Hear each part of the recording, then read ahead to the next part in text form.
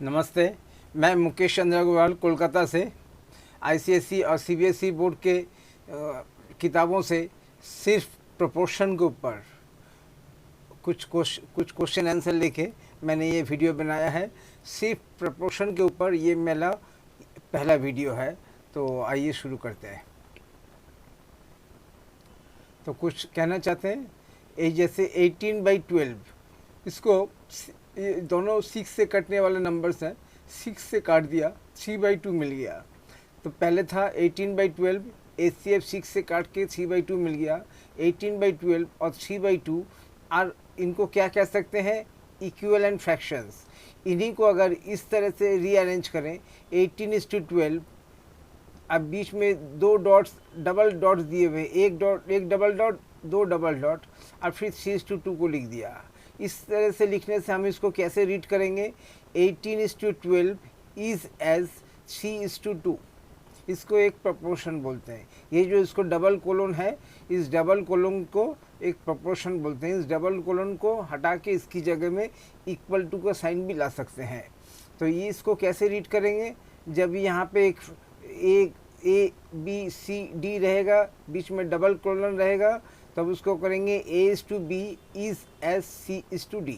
ये एक रेशियो है A:B, ये एक रेशियो C:D, और इन दोनों का रेशियो आपस में इक्वल है। तो चलिए आगे बढ़ते हैं। स्टेटमेंट क्या है, स्टेटमेंट शोइंग द इक्विवेलेंस माने equality of two ratios is called a proportion. Proportion के कुछ डेफिनेशन और देख लेते हैं। 4 terms are said to be in proportion और proportional if the ratio of the first to the second is equal to the ratio of third to the fourth. माने A और B का रेशियो इक्वल टू बी और सी का, sorry, A:B का ratio C:D के equal होगा, तो वो आपस में प्रोपोर्शन है। तो इसको कैसे लिखते हैं, A:B इक्वल टू C:D, या डबल कोलन भी दे सकते हैं, A:B इक्वल टू C:D। ऐसे में इसको फ्रैक्शन के फॉर्म में लिखने से A/B इक्वल टू C/D ऐसे भी लिख सकते हैं। खैर कुछ भी हो, अगर ऐसा है कि A/B इक्वल टू C/D है, तो A, B, C, D ये सब आपस में प्रोपोर्शन में है। इनको हम ऐसा कर सकते हैं, लिख सकते हैं, बोल सकते हैं A:B is as C:D, A:B equal to C:D, और A, B, C, D are in proportional. तो चलिए टर्म्स के बारे में भी आगे जानते हैं। Proportion, when two ratios are equal to one another the 4 terms are said to be proportional. Proportion, if two ratios are equal, we say that their terms are in proportion. The A, B, C, D are said to be in proportion. If the ratio of first two is equal to the ratio of the last two, then हम इस तरह से लिख सकते हैं A:B equal to C:D। उसको हम ऐसे भी लिख सकते हैं A:B डबल कोलन दे के C:D, या रीड करेंगे A:B एज C:D। तो चलते हैं।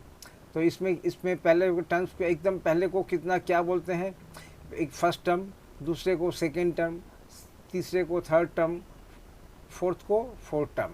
ये तो एक नाम हो गया टर्म के हिसाब से। दूसरा है ए और डी को एक्सट्रीम्स भी कहा जाता है। एक्सट्रीम्स माने ए एकदम पहला और डी एकदम लास्ट, पहला और आखिर, इन दोनों को एक्सट्रीम टर्म्स बोलते हैं। और जो बीच में रह गए, यहाँ पे पहला नहीं था, जो तो दूसरा और तीसरा, इन दोनों को मीन्स बोला जाता है। और इसमें एक एग्जाम्पल होता है, इसमें एक रिलेशन होता है कि पहला और आखिर का, लास्ट का, इन दोनों का मल्टीपल माने A:D इक्वल टू B:C। देखिए A:B इक्वल टू C:D, जिसको कि इस तरह से भी लिख सकते हैं। ऐसे में क्रॉस मल्टीप्लिकेशन में AD इक्वल टू BC, ये इसका चेक करने का एक फार्मूला है। इस फार्मूले के ऊपर बेस करके काफ़ी सवाल है, बहुत तरह के क्वेश्चंस तैयार होते हैं, और जिनको रूल ऑफ सी भी कहा जाता है। तो हम आगे सीखेंगे, यही सब सीखेंगे, क्रॉस प्रोडक्ट रूल्स। तो इसका है AD इक्वल टू BC, ये जो क्रॉस कनेक्शन में है। ये A और D कौन है, एक्सट्रीम पॉइंट्स हैं, पहला और आखिरी, जिसको एक्सट्रीम्स बोलते हैं। यानी product of extremes is equal to product of means. ये जो बीच में जो नंबर है इक्वल टू के, एक लेफ्ट में और एक राइट में, इनका मल्टीपल कितना होता है, BC इनका। तो ये रिलेशन आता है। This is called cross product rules, इनको पढ़ना जरूरी है।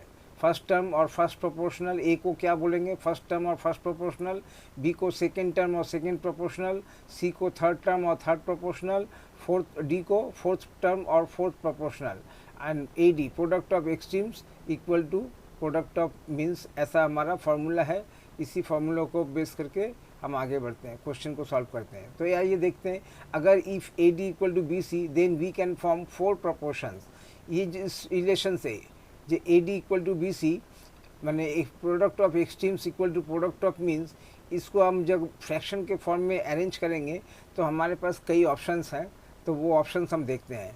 पहला तो जो है जैसे कॉमन है, ये सबसे ज़्यादा कॉमन है, A by B equal to C by D. Next क्या कॉमन है, ए और डी कहाँ पे हैं, एकदम ए एकदम टॉप में और डी सेकेंड वाले इसके नीचे में, और बी और सी कहाँ है, ए के पैरेलल में सी और डी के पैरेलल में बी। दूसरा हम कैसे अरेंज कर सकते हैं, ए और डी को सेम पोजीशन में रखा, खाली बी और सी का आपस का पोजीशन चेंज कर दिया। जहाँ पे सी था वहाँ पे बी लिख दिया, जहाँ पे बी था वहाँ पे सी लिख दिया। ऐसे में भी जब हम क्रॉस मल्टीप्लिकेशन करेंगे तो हमको बी सी इधर में ए डी और इधर में बी सी मिलेगा। ठीक है, तो उसका मतलब हमारा वैल्यू तो सेम रहेगा, लेकिन अरेंजमेंट हम चेंज कर सकते हैं। क्या किया, ए और डी को कॉर्नर में रखा, टॉप और इधर पहले का टॉप और सेकंड का नीचे डिनोमिनेटर, और इन दोनों का पोजीशन आपस में इस सेकंड में आके चेंज कर दिया बी और सी का। नेक्स्ट क्या किया, नेक्स्ट बी और सी का पोजीशन, ये बी और सी का यहाँ पे देखिए ए बाई बी था और सी बाई डी था, दोनों को चेंज कर दिया। तो क्या हो गया, ये ए बाई बी की जगह बी बाई ए हो गया, ये सी बाई डी की जगह डी बाई सी हो गया। एक हमारा ऑप्शन, एक और ऑप्शन हमें हाथ में मिला। अब जब हम क्रॉस मल्टीप्लाई करेंगे फिर वहाँ पे क्रॉस मल्टीप्लिकेशन में ए के साथ डी मिलेगा और बी के साथ सी। ये देखिए A D equal to B C. एक अरेंजमेंट और भी हो सकता है, कैसे हो सकता है, यहाँ पे बी और सी सेम रखा, ए और डी का पोजीशन चेंज कर दिया। जहाँ पे पहले डी था वहाँ पे ए लिख दिया, जहाँ पे पहले ए था वहाँ पे डी लिख दिया। तो ऐसे में भी अब जब क्रॉस मल्टीप्लिकेशन करेंगे तो ऐसे में ए इधर में ए डी मिलेगा इस क्रॉस में, और इस क्रॉस में बी सी मिलेगा। तो इस करने का मतलब है वैल्यू सेम रख के भी हम कई तरह के अपनी ज़रूरत के हिसाब से या क्वेश्चन को सॉल्व करने के हिसाब से इसका अरेंजमेंट चेंज कर सकते हैं। इसको प्रैक्टिस करना पड़ेगा। तो proportionality condition A is to B is as C is to D which is equivalent to A by B equal to C by D. Double colon को हटा के इक्वल टू का साइन दे सकते हैं और इसको फ्रैक्शन के फॉर्म में लिख सकते हैं, और ऐसे में क्रॉस मल्टीप्लिकेशन भी कर सकते हैं। तो इसका इन्हीं सब से क्वेश्चन बनता है। तो form all possible proportional proportion by the number. ये 4 नंबर दिए हैं, 5, 6, 10, 12 प्रोपोर्शन के नंबर्स हैं। आप बोलते हैं कि इनसे जितने भी ऑप्शंस हैं, जितने ऑल पॉसिबल प्रोपोर्शंस हैं उनको फॉर्म कीजिए। तो वी सी हमने पहले तो चेक करते हैं product of the extreme equal to product of the means है कि नहीं। प्रोडक्ट ऑफ द एक्सट्रीम्स क्या है, पहला और last, first and last 5 into 12 60, और बीच में 6 इंटू 10 60। यानी इसका हमारा जो पहला कंडीशन है product of extreme must be equal to product of means, तो उसमें चेक हो गया, पास हो गया। अब नेक्स्ट क्या है, 5 and 12 एज एक्सट्रीम्स एंड 5, तो पहला हो गया 5 and 12 एज एक्सट्रीम्स और 6 and 10 as means. thus the proportion 5:6 is as 10:12। तो इस तरह से हम पहला वाला ऑप्शन इधर ये हो गया। नेक्स्ट क्या हो गया,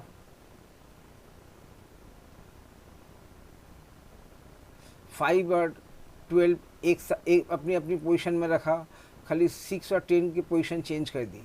6 की जगह में 10 लिख दिया, 10 की जगह में 6। तो ये हमारा सेकेंड प्रोपोर्शन आ गया। इस तरह से हम चेंज कर सकते हैं, ये आप देख लीजिए। आइए क्वेश्चन के तरफ आगे बढ़ते हैं। Check whether the numbers 2, 7, 4 and 14 are in proportion.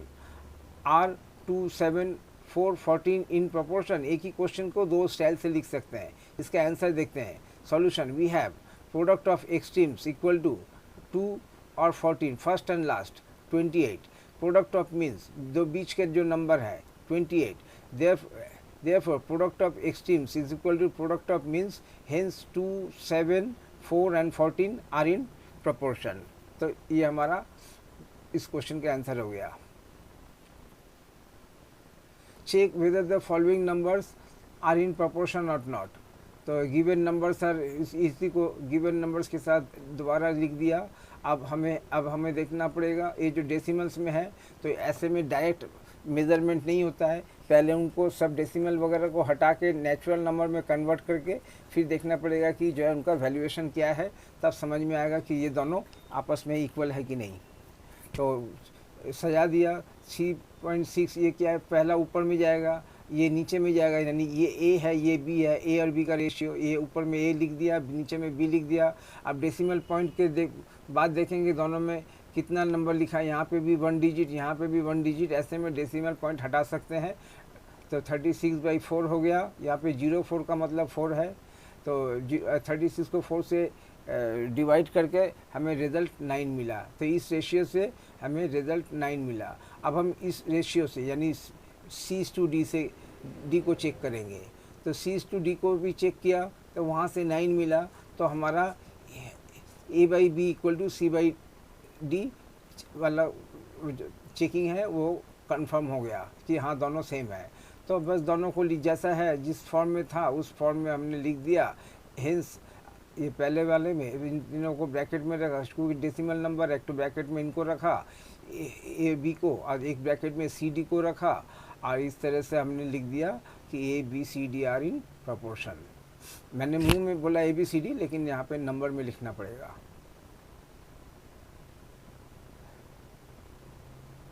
Show that the numbers, ये जो 4 नंबर्स है आर नॉट इन प्रोपोर्शन, ये प्रोपोर्शन में नहीं है, ये शो करना पड़ेगा। तो क्या करना पड़ेगा, प्रोडक्ट ऑफ द एक्सट्रीम्स कितना आया, पहला आखिर का 150, पहला जो बीच के जो है उनका कितना है 180, दोनों से सेम नहीं है, तो इस चेकिंग में अटक गया। तो उसका मतलब product of extremes is not equal to, ये जो क्रॉस एक दिया हुआ है इक्वल टू के ऊपर, इसका मतलब not equal to, product of extremes is not equal to product of means, hence ये जो 4 नंबर है ये they are not in proportion. अच्छा, दूसरा है check whether 4, 8, 2, 6 are in proportion की ना, प्रोपोर्शन में है कि ना, ये सब आपस में प्रोपोर्शन में है या नहीं, इसको चेक करना है। तो क्या करेंगे, एक्सट्रीम्स का प्रोडक्ट लिया 24, मिडिल का प्रोडक्ट लिया 8, 16, यहीं पे कैंसिल हो गया, आपस में सेम नहीं है, इसलिए the product of extreme terms is not equal to the product of middle terms, so they are not in proportion. ABCD आपस में प्रोपोर्शन में नहीं है। Check whether ABCD are in proportion, यहाँ पे नंबर्स हैं लेकिन मैं जल्दी के लिए ABCD रीड कर रहा हूँ। आप A की जगह में 4, B की जगह में 8, C की जगह में 2 और D की जगह में 4 इस हिसाब से रीड कीजिए। तो check whether ABCD are in proportion की ना, प्रोपोर्शन है कि ना, है कि नहीं, तो ये लिख दिया यहाँ पे। इनको 4 और 8 को पहला मैंने A और B को, जो पहला है A और, इनमें एक चीज़ ध्यान में रखना पड़ता है, ऑर्डर बहुत इंपॉर्टेंट है। जो पहला है ये A है, जो दूसरा है ये B है, जो तीसरा है ये C है, जो चौथा है ये D है। ठीक है, तो इसको ये हमेशा प्रोपोर्शन को में ऑर्डर कंफर्म होता है। इसमें A इधर में A के बाद C के बाद ऐसा नहीं होता। अगर ऐसा होगा तो वो बता दिया जाएगा वहाँ पे। जब तक नहीं बताते तब तक हम इसको ABCD के हिसाब से ही ऑर्डर रीड करेंगे। तो पहला 4 और 8 को आपस में सजाया, यानी A/B किया, और इसको दोनों को 2 से कट होने वाले नंबर्स हैं, 4 से ही कट होने वाला नंबर्स है, 4 से कट करके 1/2 कर दिया। सिमिलरली 2/6 को भी ये 2 से कट होने वाले नंबर्स हैं, इसको 2 से कट करके दे दिया। अब देखते हैं कि दोनों सेम नहीं है, यानी A/B is not equal to C/D। तो बस इसी से हमें समझ में आ गया कि ये प्रोपोर्शन में नहीं है। चेक वेदर क्वेश्चन में भी था, चेक करो कि ये प्रोपोर्शन में है कि नहीं, तो हमने चेक किया कि ये प्रोपोर्शन में नहीं है, तो उस हिसाब से इसका आंसर लिख दिया। अच्छा, find the fourth proportion to 3, 7 और 9। 3, 7 और 9 है, इनका फोर्थ प्रोपोर्शन निकालना है। तो इसका मतलब 3, 7, 9 ABC तो प्रोपोर्शन में है ही, और फोर्थ जो होगा वो भी प्रोपोर्शन में होगा। लेकिन अगर ABC अगर 3, 7, 9 है तो D क्या होना चाहिए, ताकि ये सब आपस में प्रोपोर्शन में रहें। तो चलो जो पूछा है उसको X पकड़ लिया, ठीक है, जो पूछा जाएगा उसको X पकड़ेंगे। अगर बोलते हैं कि फर्स्ट प्रोपोर्शन टू क्या होगा, हाँ, तो फर्स्ट प्रोपोर्शन को एक्स पकड़ते। अगर पूछेगा कि second proportion, find the fourth second proportion to इतना इतना इतना, तो उसमें जो भी पूछेगा उसको एक्स पकड़ लेंगे। तो चलो यहाँ पे फोर्थ प्रोपोर्शन पूछा है तो फोर्थ को एक्स पकड़ लिया। अब क्या होगा, प्रोडक्ट ऑफ एक्सट्रीम्स कितना होगा, पहला और आखिरी यानी 3x। Product of middle terms कितना होगा, जो बीच के है बी और सी 63। तो इसमें दोनों इक्वल होना चाहिए, यानी Cx इक्वल टू 63 होना चाहिए। यहाँ से x की वैल्यू मिल गई 21, तो हमारा फोर्थ प्रोपोर्शन मिल गया 21। So the required fourth proportional is equal to 21। Next, find the fourth proportional to, अब डेसिमल नंबर के साथ दिया है तो वही है, जो मांगेगा उसको x पकड़ लेंगे। यहाँ पे x की जगह में मैंने m यूज़ किया है, आप इसको x भी रीड कर सकते हैं। चलिए फ़िलहाल मेरे साथ साथ m ही रीड कीजिए। तो ये a b c और ये d, तो d मांगा है, m की वैल्यू निकालेंगे तो हमारा आंसर निकल जाएगा। तो पहले क्या होता है, तो ये प्रोडक्ट ऑफ एक्सट्रीम्स माने पहला और आखिरी का प्रोडक्ट इक्वल टू होना चाहिए जो बीच के प्रोडक्ट हो। तो यहाँ पे लिख दिया product of extremes is equal to product of means. तो यहाँ से m की वैल्यू निकाल लेंगे, क्या होगा, ये राइट हैंड साइड में जो तो वो जो है नंबर है वो तो ऊपर में रहेगा और ये नीचे में रहेगा 36, यानी डिवाइडेड बोथ साइड बाई 0.36 से दोनों तरफ डिवाइड कर दिया। इधर में कट के m रह गया और इधर में 1, इधर में ऊपर में एक फ्रैक्शन में ऊपर में 1.82 6 जो भी दिया हुआ है और नीचे में 3.6। ऐसे में हम इसको सॉल्व करेंगे। हम देखते हैं कि यहाँ पे डेसिमल पॉइंट के बाद यहाँ पे 1 और यहाँ पे 1, यानी डेसिमल पॉइंट के बाद 2 यूनिट हो गया, इधर में भी 2 यूनिट है। तो ऐसे में डेसिमल डायरेक्ट हटा सकते हैं। डायरेक्ट हटाने से इधर में 18 और इधर में 64, 18 इंटू 64 और नीचे 36, इनको आपस में कट करने से 32 मिलेगा। तो m की वैल्यू मिल गई 32। तो hence the required fourth proportional to इतना इतना इतना माने A B C is 32। Next, तो क्या लिखा, first 3 terms of a proportion are इतना, फाइंड द फोर्थ टर्म। अच्छा, इस सेम क्वेश्चन को एक अलग ऐसा भी क्वेश्चन लिख सकते हैं, find the fourth proportional to इतना, the first 3 terms of a proportional are इतना। देखिए सेम क्वेश्चन है, खाली आंसर माने हमारे पास जो क्वेश्चन है, क्वेश्चन का स्टाइल चेंज हो गया। यहाँ पे क्या था, find the fourth proportional to इतना इतना इतना।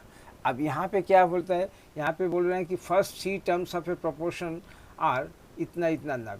किसी प्रोपोर्शन के पहला 3 ये है तो फोर्थ टर्म क्या होगा, तो आंसर तो सेम ही है, सेम का style. Late the fourth term भी, तो यहाँ पे क्वेश्चन में ऐसा लिखना पड़ेगा, लेट द फोर्थ टर्म भी m या x, जैसा भी आप समझें। तो देन ये सब आपस में प्रोपोर्शन है, तो बस यहाँ से बाकी का हमारा कॉमन हो जाएगा।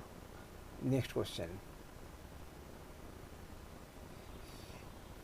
If the first 3 terms of a proportion are, पहला 3 प्रोपोर्शन ये है a b c और d निकालो, तो मैंने फोर्थ टर्म निकाल लो। लेट द फोर्थ टर्म भी, यानी लेट द डी भी m, तब इसको इस हिसाब से सजा दिया, a is to b is as c is to d। तो इधर में क्या किया, पहला और आखिरी का मल्टीप्लिकेशन होगा इन दोनों के इक्वल में, यार यहाँ पे लिख देंगे as product of extremes is equal to product of means. Next में क्या गए, 4m इक्वल टू, इनमें सॉल्व मिक्स प्रोपोर्शन है इसलिए इसको पहले मिक्स से इम्प्रॉपर फ्रैक्शन में कन्वर्ट करेंगे। ये मिक्स से इम्प्रॉपर फ्रैक्शन में कन्वर्ट किया। अब इस समय देखेंगे कुछ कट होता है कि नहीं, देखते हैं 7 कट होता है, 20 में 2 कट होता है। तो यहाँ पे ये हो गया 4m इक्वल टू 10। तो m इक्वल टू कितना, डिवाइड बोथ साइड, यानी 10/4 दोनों 2 से कट होने वाला नंबर है, तो 5/2 हो गया। और चूँकि यहाँ पे सब मिक्स फ्रैक्शन में दे रहे हैं तो चलो हमने भी इसको मिक्स फ्रैक्शन में लिख दिया, 5/2 को 2.5। तो ये hence the fourth term, the required fourth term is 2.5। तो इस तरह से हमारा आंसर निकला।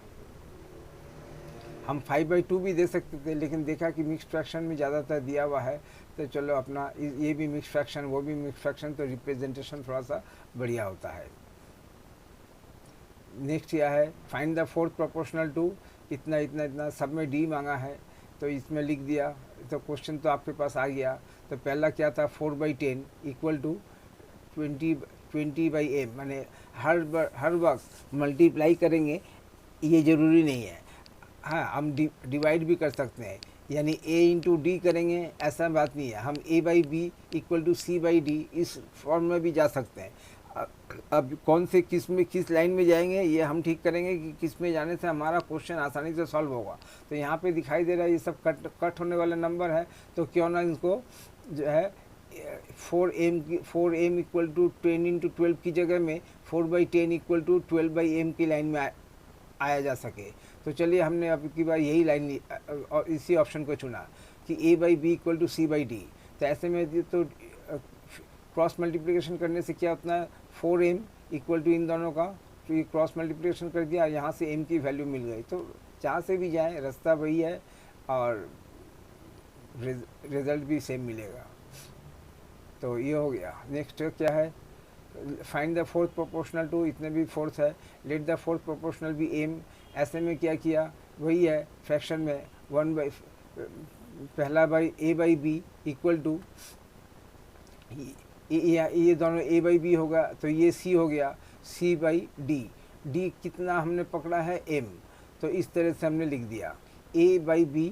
a कितना है 1/3, b कितना है 1/8, तो a/b लिख दिया, a नीचे में b, फ्रैक्शन में है दोनों, तो यहाँ पे c लिख दिया, यहाँ पे d लिख दिया। नेक्स्ट क्या करेंगे, नेक्स्ट होता है 1/3 क्रॉस मल्टीप्लिकेशन कर दिया 1/3 के साथ m का, 1/3 इंटू m, ये इक्वल टू होगा कितना, इन दोनों के मल्टीप्लिकेशन का, यानी 1/8 इंटू 1/9।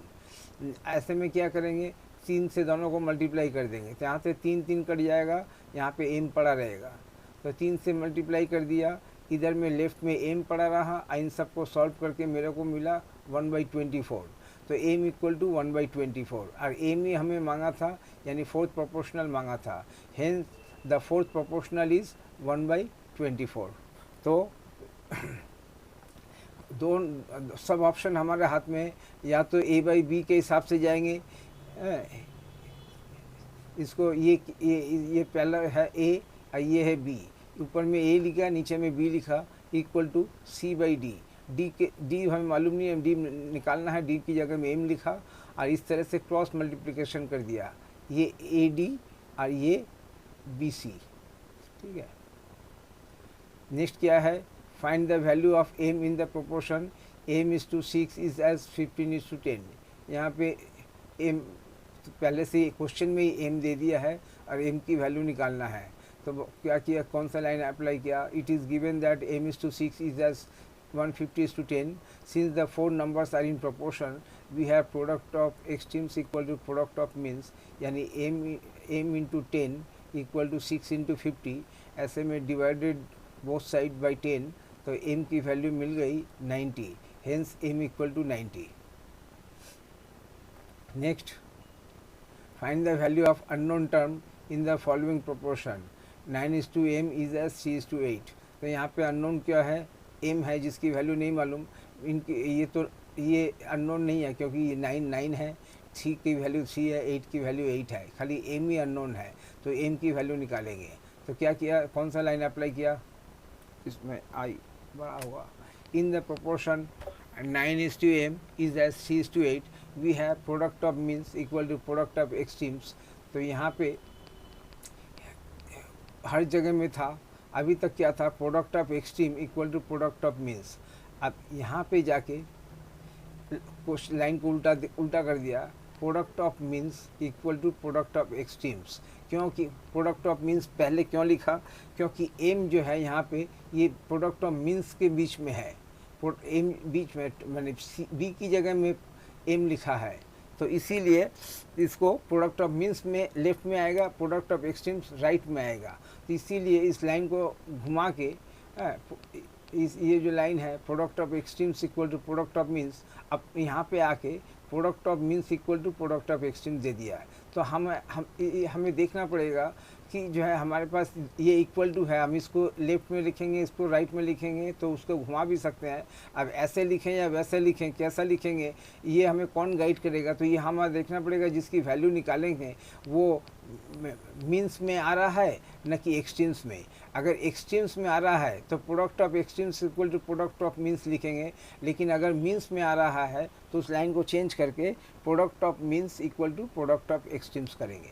तो यहाँ पे प्रोडक्ट ऑफ मीन्स में क्या नंबर आ रहा है, एम और 3 आएगा, एम इंटू 3, और एक्सट्रीम्स में आएगा 9 और 8। एम की वैल्यू यहाँ से निकल गई 24, तो यही हमारा आंसर है। Find the value of x if, अगर ये जो चारों को बैठा दिया है तो चलो मिक्स्ड फ्रैक्शन है तो मिक्स्ड फ्रैक्शन को इम्प्रॉपर फ्रैक्शन में कन्वर्ट करना ही पड़ेगा। तो कर दिया इम्प्रॉपर फ्रैक्शन में कन्वर्ट करके। अब ऐसे में क्या होगा, ये प्रोडक्ट ऑफ एक्सट्रीम्स, यहाँ पे एक्स किस में है, एक्सट्रीम्स में है, इसलिए प्रोडक्ट ऑफ एक्सट्रीम्स यानी 9/4 एक्स इक्वल टू, इन दोनों का है 7/2 इंटू 8/5।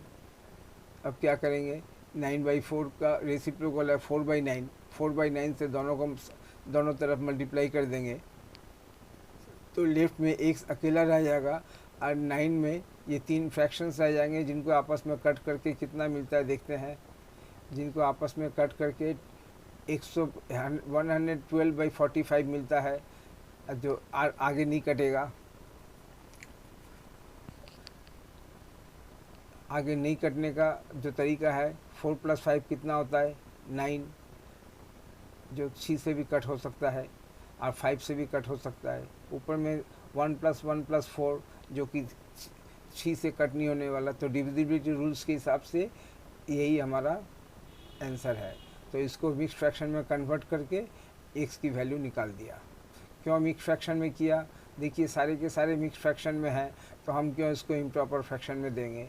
अगर सारे के सारे इम्प्रॉपर फ्रैक्शन में होते तो हम भी इम्प्रॉपर फ्रैक्शन में आंसर लिखते थे, लेकिन चूंकि मिक्स फ्रैक्शन में है इसलिए अलग से इसको मिक्स फ्रैक्शन में कन्वर्ट कर देंगे ताकि अपना रिप्रेजेंटेशन अच्छा रहे।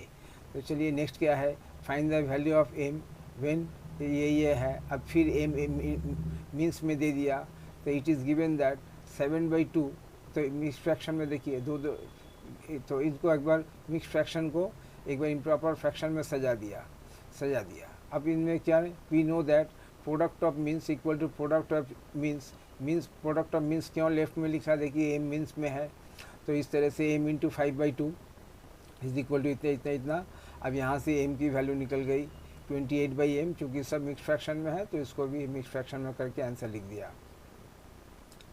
नेक्स्ट क्या है, find the value of M in the following proportion A B C D। वाह वाह, बड़ा तगड़ा क्वेश्चन दिया है। खैर 3.5 जैसा है वैसा ही लिखा। अब वी नो दैट एम किस में है, मीन्स में है। We know that product of means equal to product of extremes. तो कितना हो गया,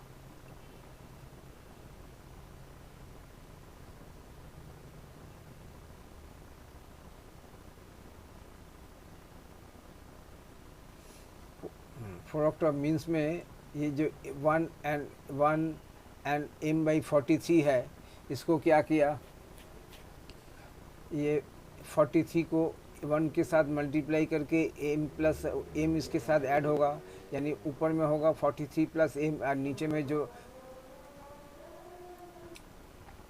और इसमें राइट इसके इंटू को मल्टीप्लिकेशन का साइन दिया। अब इसको सॉल्व किया, ये 7 × 6 + 1 कितना होता है 43/6। तो ये हो गया अपना product of means equal to कितना होगा प्रोडक्ट ऑफ एक्सट्रीम्स, मैंने 3.5 × 3।